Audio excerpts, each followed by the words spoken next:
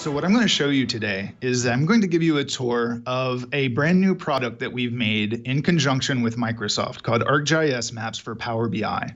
You've been talking about big data, and this is one way that we're working with a partner and integrating into a BI system to help you do more, better things. So our map visual inside Power BI that we've just developed can help you with some common problems. And I'm going to focus on three main things when I talk to you today. First, I'm going to talk about how data can be misleading if you don't have the right tools. Second, I'm going to talk about how you can fill your knowledge gaps by adding spatial context. And third, I want to tell you how you can use maps to tell the best possible story with your data. So I'm going to start by looking at an election map. We've been seeing this thing over and over for the last few weeks, right?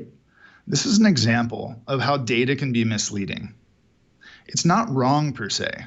The red team won all the red counties and the blue team won all the blue counties, but it feels like an overwhelming amount of red, right? What this map doesn't take into account is population. So let's take a look at a map that does take into account population. Oh, geez. So when you have the ability to view two of these variables at once, in this case population, which I have a population field in my data set, and I dragged it into our size field well. And when I did that, that resized all of the counties as points. And so the small points show us counties where there are low population, and the big points show us counties where there's high population. And when you combine that, in addition to the variable of who won the county, which I dragged from my field picker over here into my color field well, that tells me red or blue, which one won.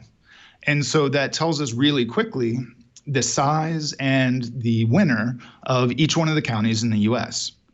So this is done all automatically. You just drop the filter on it and it will redo the map for you? It will. Oh, I love and you that. have some fine-grained control, and you can do more things with it. But yes, it does it automatically. And so I want to say, I don't think people were willfully misrepresenting the election. They simply didn't have access to tools that would do this for them. It couldn't do these two variable maps. It's really easy to do one variable maps. And now they do. They have access to this because this is a free add-in inside Power BI, or a free visual inside Power BI. And now that we allow bivariate mapping, these ArcGIS maps can help you make more accurate, more meaningful maps. Oh, I love this. This is incredibly useful. I mean, yeah, now this is a great example. And again, not stressing the political aspect of this, but this idea of being able to drag your information onto a map and visualize it this way, that really does change the way that you would make business decisions. I completely agree. And let's keep going, actually. Like I mentioned earlier, that this tool is a way to fill in knowledge gaps. So looking at this election map, we definitely have a better map than we did, but we're still missing a lot of context, right? So who are these people in these places? What do they like? And to help answer those questions, we allow you to add in even more information from ArcGIS. We allow you to add what we call reference layers to provide more information. And so out of the box, we provide for free 10 layers for US-based customers. We add things like average household income, average household size, and I'm going to take a look at this one called diversity index. And so it's going to add a new layer behind my data. And so this is information that you didn't have before, but it can provide context to the data that you do have and the data that you are working with. And so with this particular layer, I know that the lighter colored areas are less diverse and the darker colored areas are more diverse. And so as I start to drill in, the map actually breaks apart and it gives me more and more information the more I drill in. But as I get more information, I find out more and more things about my data that I have in my map. But actually analyzing and interpreting this information is probably not what we want to do on this show. But I do want to highlight that without these right tools that let you start doing this kind of visual analysis, you're going to be missing a lot. Right. Oh, wow.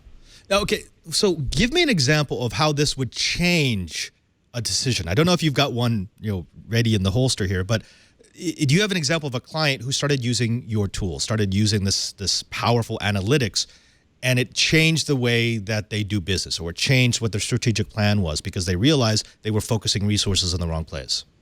I'm going to switch into a scenario that is going to actually show how this can help make some business decisions. So the next thing that I want to show you is something that we're bringing to Power BI for the very first time, but something that we've been doing for years in GIS. So this is a classic insurance scenario. An insurance company has policyholders all over Florida, and oh no, they found out a storm's coming, right? Storms always hit Florida. So what do they do today to understand how this storm could impact their policyholders? They can watch TV, maybe make note of where the storm is predicted to hit, or get a little more fancy and write a tool that scrapes all the affected counties out of the weather websites. So all that's pretty crude, and the map is still missing that information. You can't really act on it. So I can complete the picture by going back to our reference layers that we looked at a second ago and bring in a layer from ArcGIS. So there could be layers out here that do anything for you. We have tons of partners, and so they publish layers to ArcGIS, and you can use any of those layers. I'm going to pick a storm surge layer that tells me how that storm is predicted to impact my customers in Florida. And if I go back to the report, then I can see where the storm is predicted to have the most impact. The most important bit is that these layers are fully interactive and can be used to make selections on the map. So when I put my points against that reference layer, I can focus on just the points that overlap. As you can see, as I make selections, the policy values in the rest of my report changes based on that selection.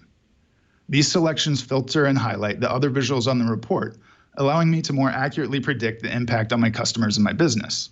So instead of just taking wild guesses on where the storm might impact my customers, I actually have these precise areas that can tell me which exact customers are in there and filter my report accordingly. So it's really powerful stuff. Wow. I love this. This whole idea of taking data that tends to be ephemeral, that tends to be virtual, and actually placing it within a geographic location, essentially making it real. I could see that. I could see that why that might be something that a business might really want. Absolutely.